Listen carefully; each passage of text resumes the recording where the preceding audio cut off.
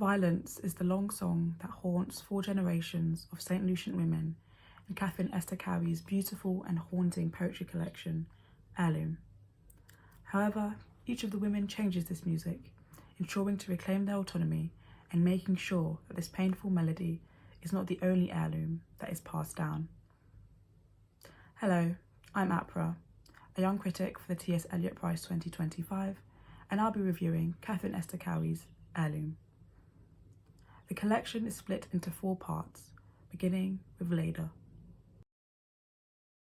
We meet her at a harrowing time in her life. She has just been violated by her sister's husband.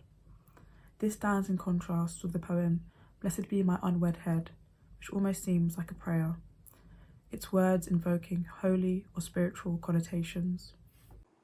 That I was 16, that he married to my sister, did not matter, body for an apathetic god. O hail the extramarital bed of the kitchen floor, and nature, indifferent to circumstance, to my will, does not break her order, her law. Mercy, mercy, mercy, there must be miracle.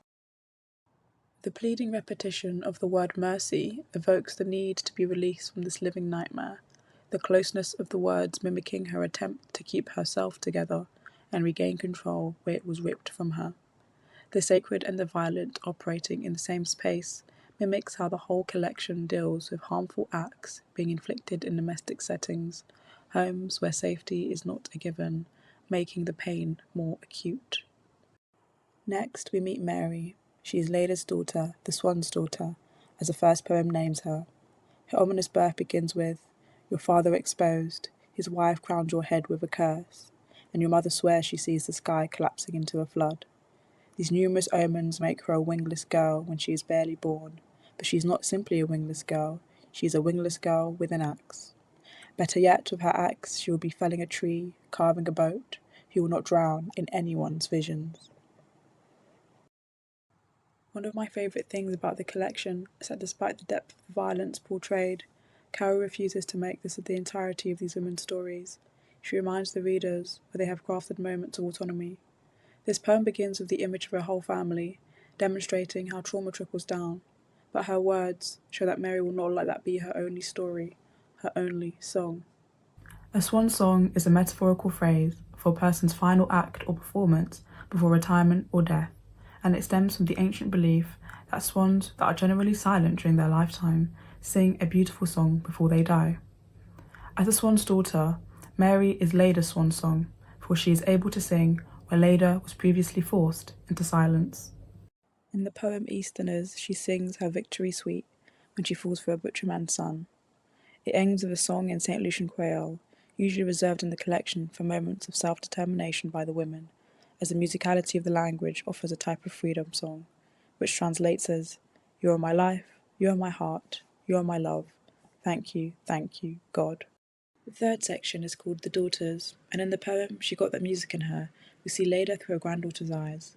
They are having to wrestle her inside, because when the music blares, Granny chases the morning right onto the front porch wearing only her underwear. At first they feel second-hand shame at their grandmother's behaviour, and they tell our friends don't come over. However, at the end of the poem, the music stops and they loop hands, spin, and Granny sings, "There is a brown girl in the ring, tra-la-la-la-la." When the music stops, this could reflect a moment of rest from the violence, and in this instance, it means that they can come together. When Granny Leda sings at the end of this poem, she is resisting becoming an object lesson or cautionary tale. By singing when the music stops, she becomes larger than what happened to her. The collection ends with Catherine. In the poem, A Name I Will Not Call My Daughter, we witness the effect of Leda's life and death on each woman as she declares, "Now, when I witness my own fraying, I tongue your name, Leda, forbidden sound." The phrase forbidden sound evoking the idea of an incantation, where a name has power that perhaps we cannot control.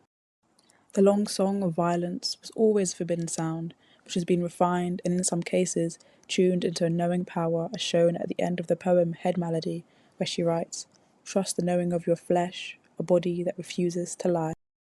This brings us back to the very first poem in the collection, Maman Tifi, meaning mother-daughter, which reads, "Image of my own making, more paper and ink than flesh, I am the god filling your breath, a threadbare story I give arms and legs to, move, live, speak, and to that I would add, sing.